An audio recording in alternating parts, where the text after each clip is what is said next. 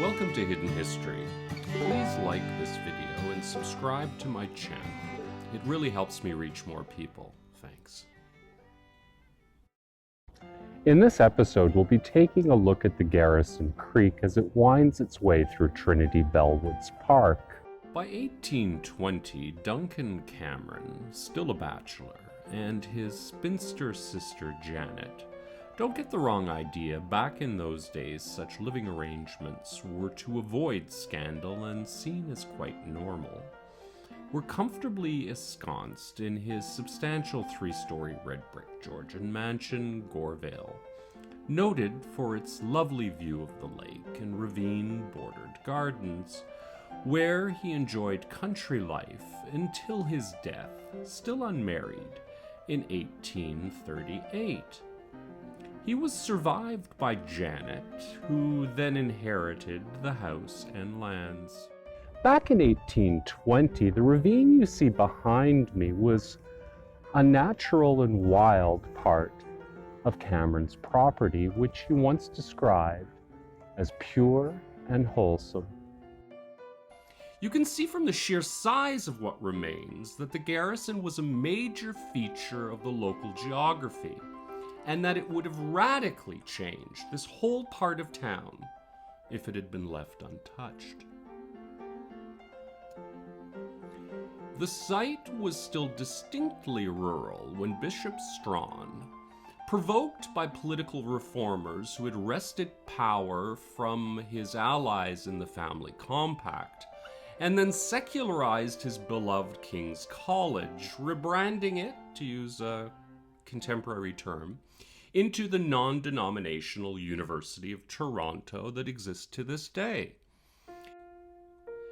Fundraising furiously across North America and Britain, Strawn had soon purchased 30 acres from Janet Cameron, and after receiving his second, you get this right, second royal charter from the king, he broke ground on an Anglican-only Trinity College, on the other side of the garrison, opposite from Gore Vale, in 1851.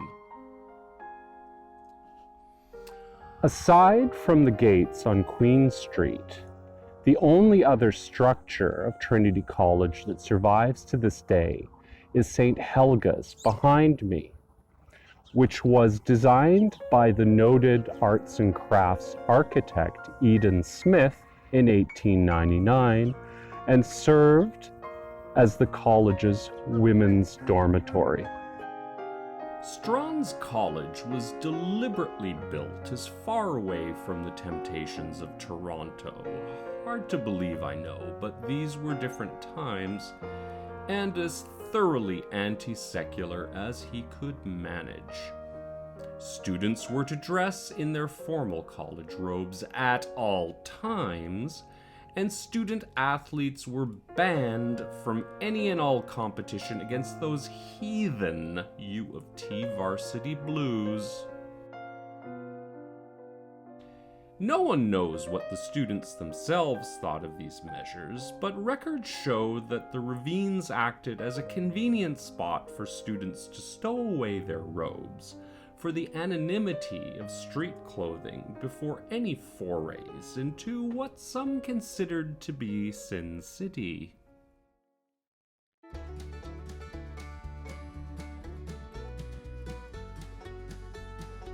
Somewhere around 1870, the remaining 54 acres of the property was purchased by a successful railroad baron, E.O. Bickford, who immediately started renovations, modernizing the mansion to what is seen in archival photos. To the north, open pit mines are operating along the banks of the Garrison in areas such as Christie Pits and what is to become Bickford Park. While closer to the harbour, Toronto's largest stockyard and adjoining abattoir grew near the tracks on the new rail links that snaked through Toronto's West End towards the railhead of Union Station, being built on reclaimed land near what was the old lakeshore at the time.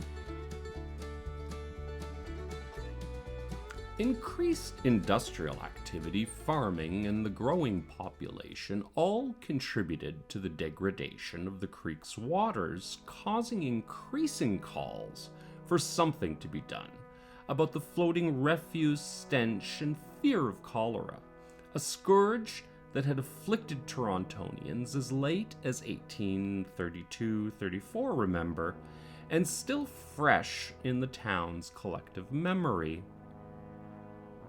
After the tracks of the Grand Trunk Railway were laid to the south of the fort, trade in cattle, sheep, and pigs shipped in from farther and farther afield prompted traders to relocate operations from the city market to the Western Cattle Market, located near what is now Wellington and Tecumseh, near Stanley Park, which we visited in the first episode.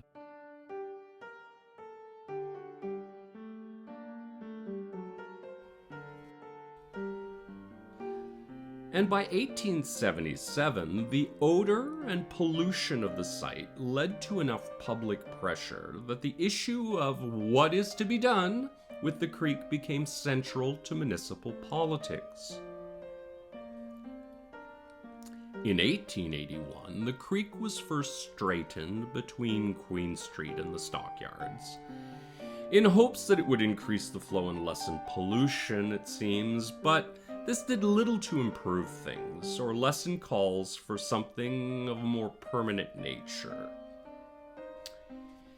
By 1884, Mayor Arthur Radcliffe Boswell had positioned himself at the front of the mob baying for the creek's closure, as evidenced in these remarks from his second inaugural address.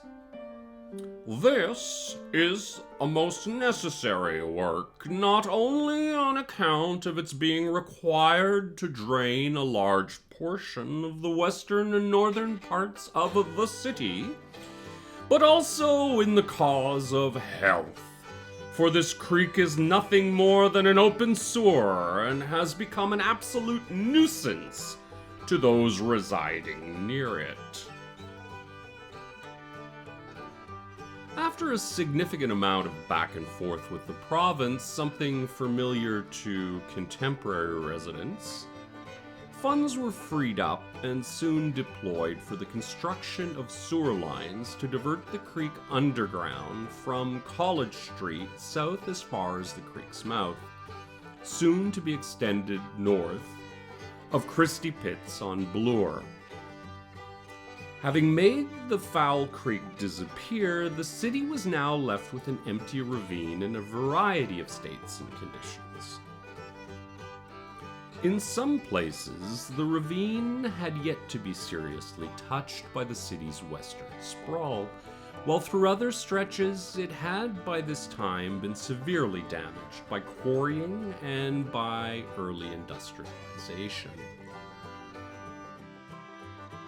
This being Toronto, the construction and attendant redevelopment were not spared from scandal.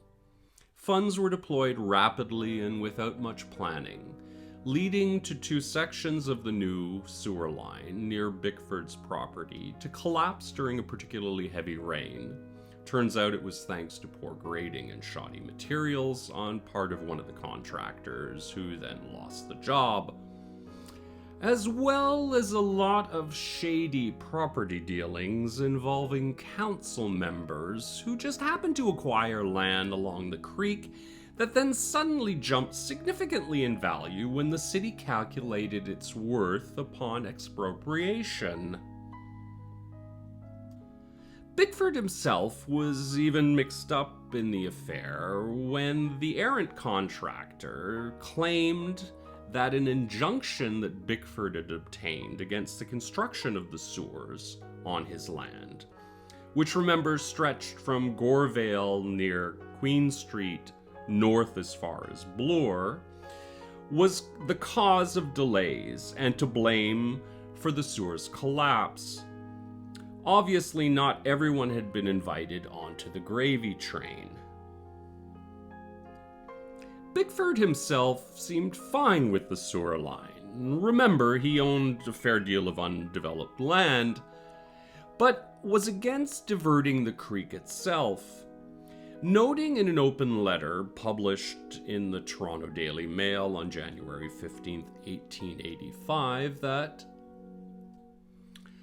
"I have lived beside the stream for more than 15 years and know its fits and moods well, and can assure the Board of Works that the creek is only fooling with them and laughing at them now, and will make them a good deal more trouble and expense yet, if they keep on in their present course of action towards it." A sentiment no doubt shared by the countless homeowners in the area, whose flooded basements and eroded foundations are a testament to the continued influence and caprice that the creek has on its environment.